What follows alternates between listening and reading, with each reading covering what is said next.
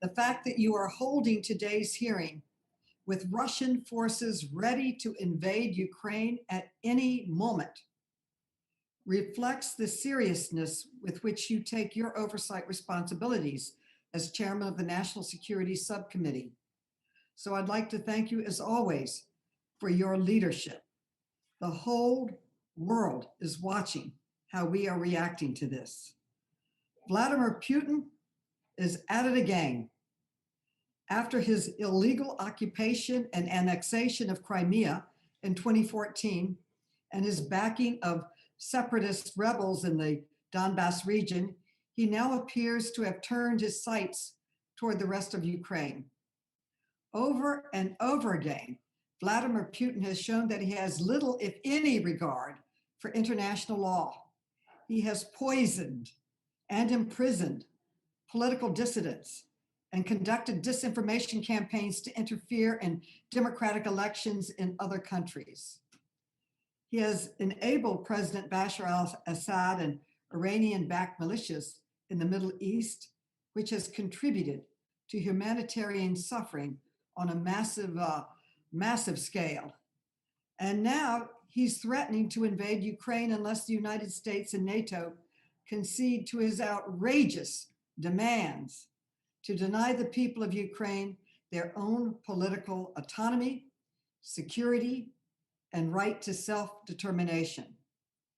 As Speaker Pelosi rightly argued over the weekend, and I quote, "An assault on Ukraine is an assault on democracy," end quote. Fortunately, President Biden is not afraid to stand up for democracy.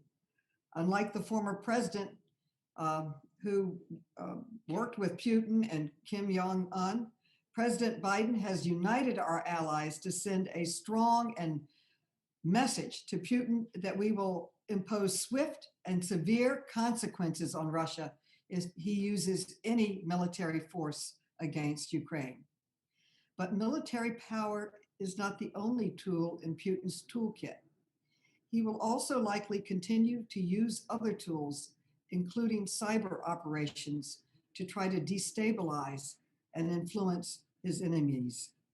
Those threats extend not only to Ukraine, but also to our country, the United States.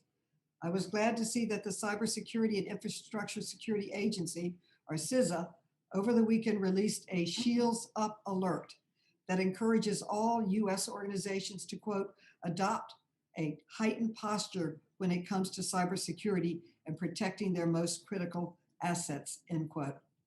I'm very proud that the Oversight Committee has played an important role in enhancing and strengthening our nation's cybersecurity, and we did it in a bipartisan way. Our national security is definitely a bipartisan issue. And I look forward to continuing our work with the Biden administration to improve our nation's cyber defenses, especially in response to Russia's belligerent activity in Ukraine and around the world. I'd like to conclude by thanking the expert panel of witnesses for testifying today. And again, I want to applaud you, Chairman Lynch, for holding this timely and critical hearing. The whole world is watching. The whole world is concerned. We all thank you. I yield back.